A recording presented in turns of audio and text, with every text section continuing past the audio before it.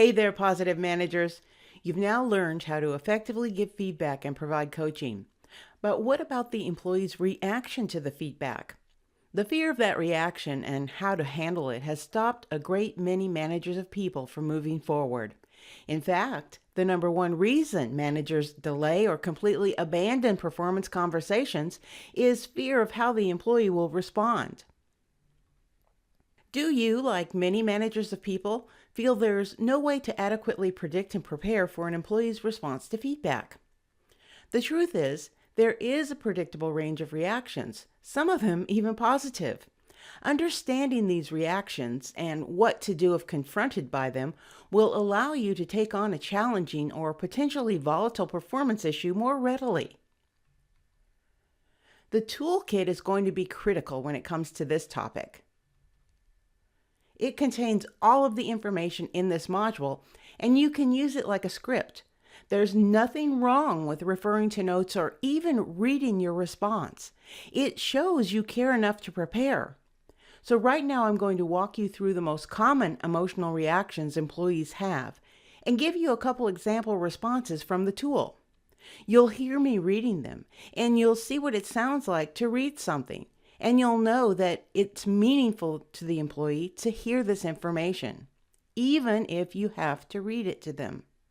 And as you practice it and as time passes, you'll refer less and less to the script, but it will give you confidence. One of the most common emotional responses is crying. Hopefully you already know that as a manager of people, you need to have a box of Kleenex within arm's reach whenever you meet with someone in your office. The best way to deal with someone who cries is to not react, other than to calmly reach over, pick up the box of Kleenex and hand it to them, and continue on as if nothing is happening. Don't miss a beat. Making the employee feel worse for crying isn't the way to go. And getting off track from the point at hand to focus on the crying isn't the way to go either. If the person starts sobbing where they've passed the point of streaming tears, say something like, "I can see you're upset. I understand this is difficult for you.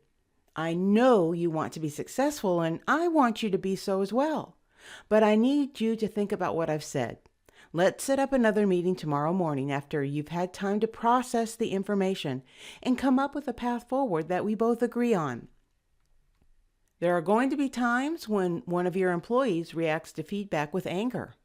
They may say something like, "It's not fair. I always knew you didn't like me, but this is unreasonable." Or, "I've been working so hard to meet all my deadlines, and this is what I get to hear." Or, "This wasn't what I was expecting. I was expecting the promotion, and I think I deserve it." Or, "You don't treat me the same way you do everyone else in this department." Did any of those examples sound familiar? It's important for you as the manager to be prepared for this to happen and to know how to effectively handle it. It's human nature when someone becomes angry, either to back down or get angry yourself. But neither reaction is appropriate when you're giving feedback to one of your direct reports. And both of those reactions will put you in a place you don't want to be. Backing down and failing to confront the problem and come up with a solution leaves you in a worse place than before you started. And getting riled up or defensive and coming back at an angry employee will usually end in a costly confrontation. It also provides the employee with justification for their own unreasonable behavior because they can walk away thinking that they were right and believing you were out to get them. In a calm voice, you can review the information. Tell the employee, "I need to have this conversation with you, and the fact that you're angry is not going to change that." Or, "I can see that you are upset with this information. I would like to hear your opinion. Let's continue this discussion more calmly." When confronted with a yeller, it's important to remember that more than likely they're yelling because they want to be heard, and for whatever reason, they believe that you're not hearing them. Unfortunately, you still need to get your issue with them out and obtain their agreement to move forward. But they're caught up in their emotions. And though this started because they thought you weren't hearing them, they're now unable to hear you. You need them to get to a place of yes. And because this anger's root cause could be fear of what you're going to say, they're afraid of yes right now because it could open the door to having to face this reality. They could also fear saying yes because they'll lose autonomy and be painted into a corner. You can get to yes by getting them to say no. I know it sounds weird, but this technique is used with hostage negotiators. It confronts and offers protection at the same time. No-oriented questions allow them to say no in order to benefit you, and they're great to employ against a yeller. Ask them something like, "Do you want me to be unable to hear what you're saying?" Of course, the answer will be no. This can be followed quite nicely with, "When you yell like that, I feel disrespected.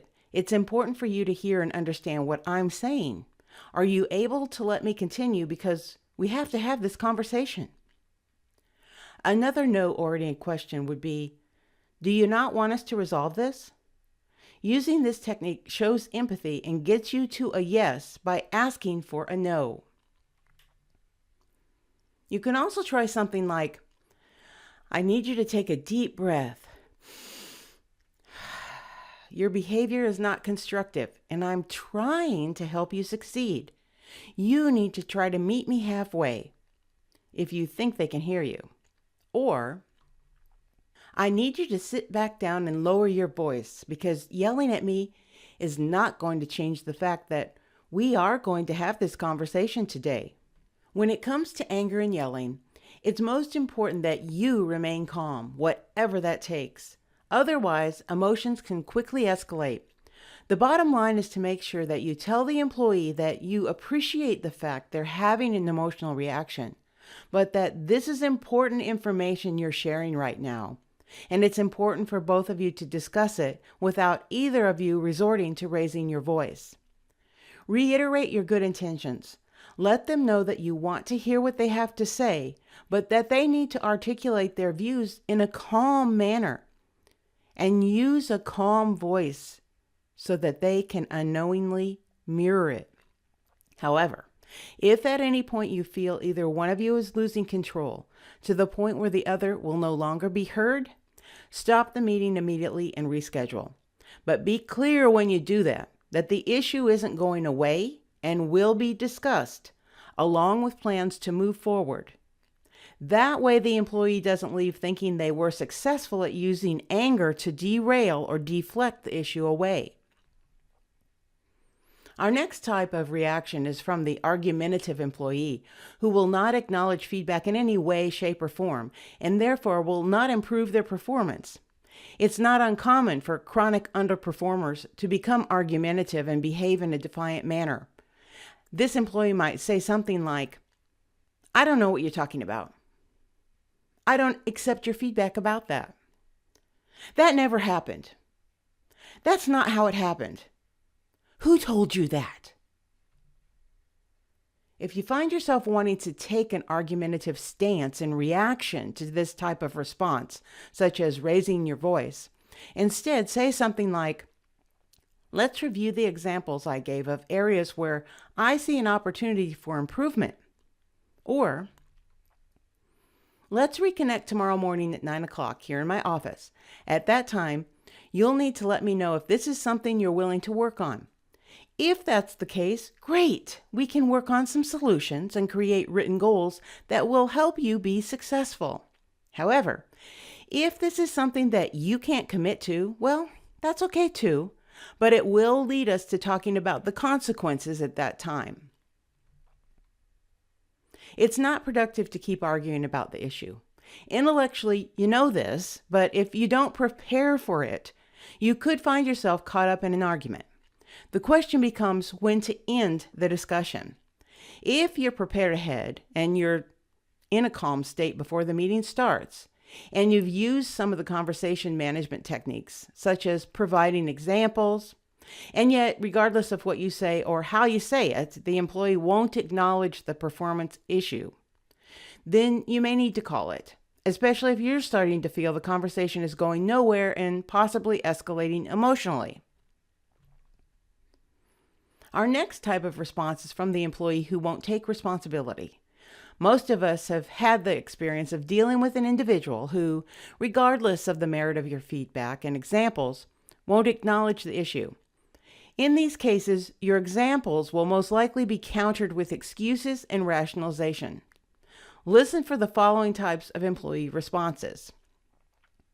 It's not my fault, blah, blah, blah, blah, blah, caused me to, blah, blah, blah, blah. I don't know what you're talking about. I do provide excellent customer service. I don't know where you're coming from. I think I am a team player. It's the rest of the team that has the problem. I don't know where you're coming from. It's not something I need to work on. You need to be prepared for the employee who has a reason or explanation for everything, when nothing is their fault and it's clear they're not going to immediately assume ownership of the situation. And you need the employee to accept ownership of the problem so that together you can come up with a solution. With this employee facing forward is the key. Begin your response by offering your expectations, what you want the individual to do moving forward, versus getting bogged down in examples of past performance, because with this person, that's a waste of time.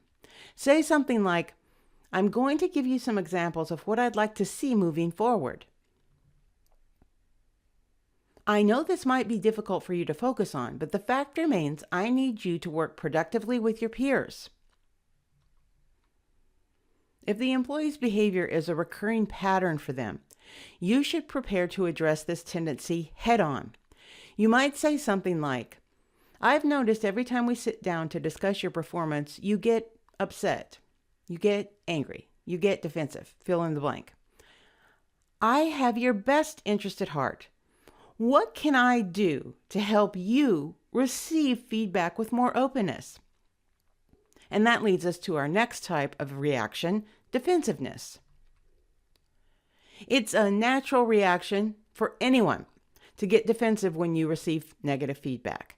The defensive employee who's trying to deflect will be responding with answers like, you've misunderstood the situation. You've been misinformed.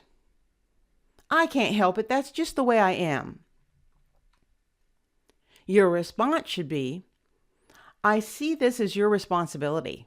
Let's talk about why you don't see it that way. The employee in the situation may acknowledge what you've said, but could also be implying that they can't or won't change. Prepare something like, I hear you, but the fact remains that I need you to work collaboratively with your peers. I agree that your territory is unique, but the fact remains that we still need to make the numbers each month.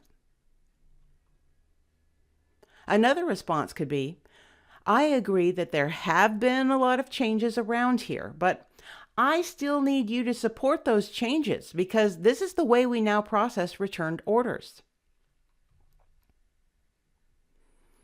It's all too common for managers to inherit an employee who has performance issues.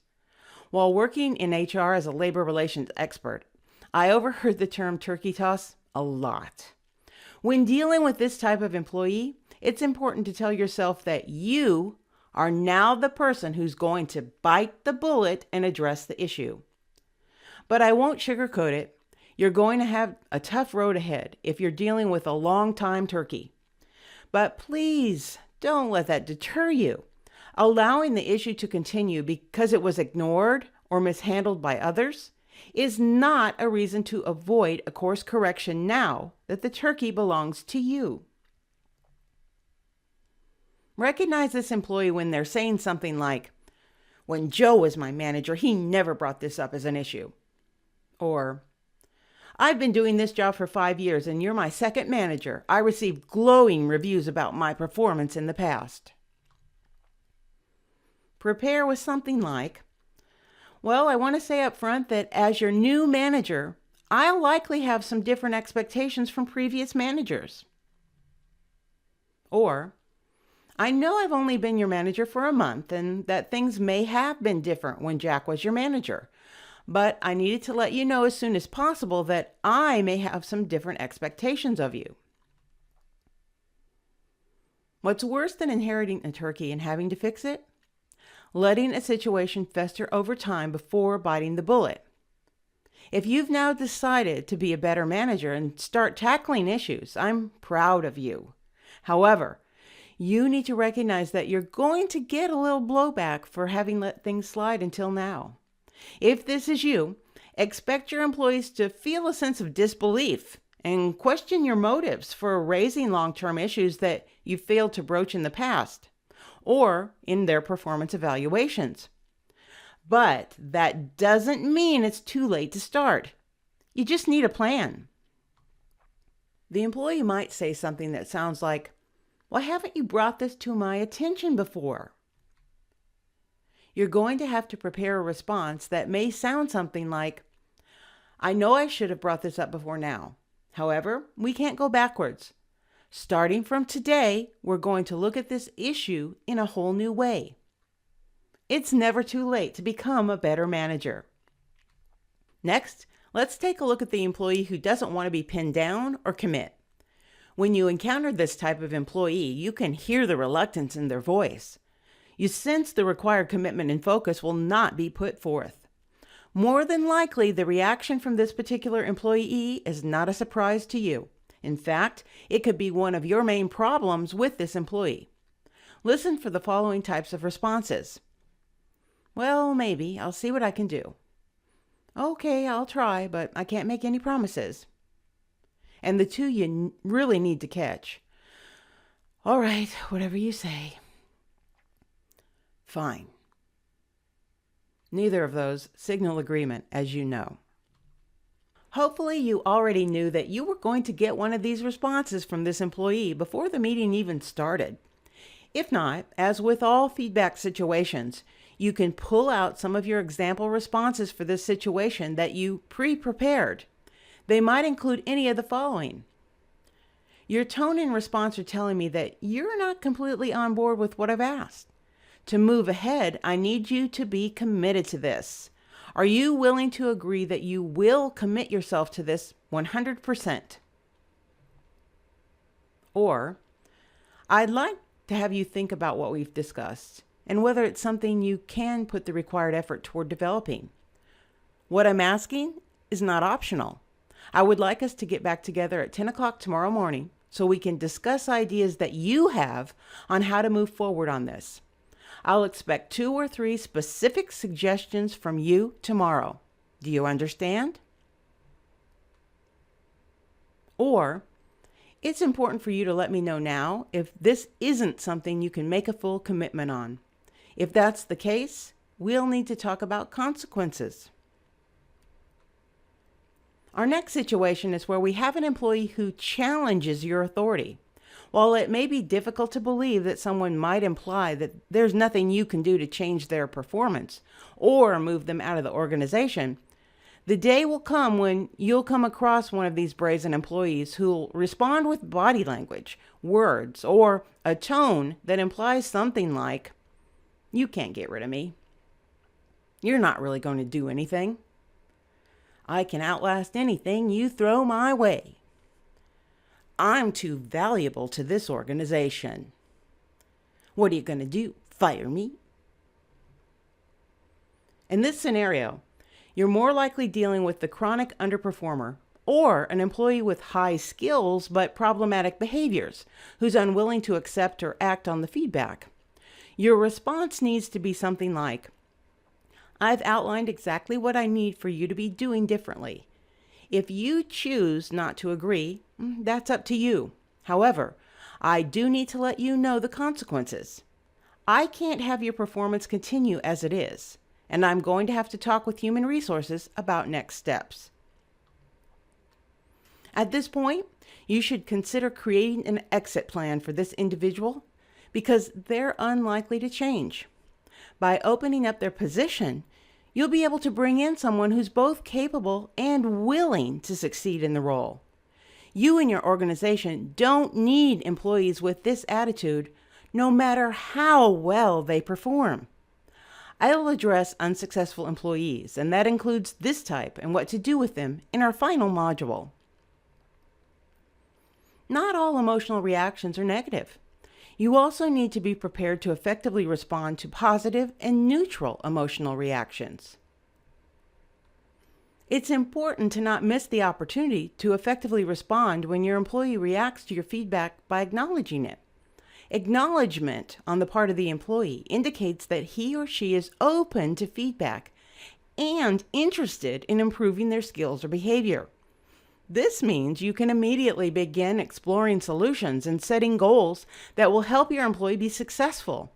But you need to immediately recognize this type of response and not have your guard up so much that you fail to see the signs and cause this employee to shut down. Listen for the following types of responses. I know I need to work on that. I know that's one of the things I need to focus on.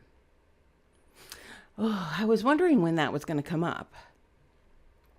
In response, you can say something like, I'm hearing that you're willing and able to work on this issue. That's good news. The next step is to put our heads together and explore solutions in a timeline.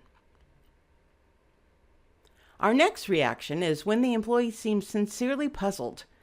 This one is very delicate for you to handle because the employee isn't initially giving you a negative response, and this is an open mode. It's key for you to keep them in that open mode.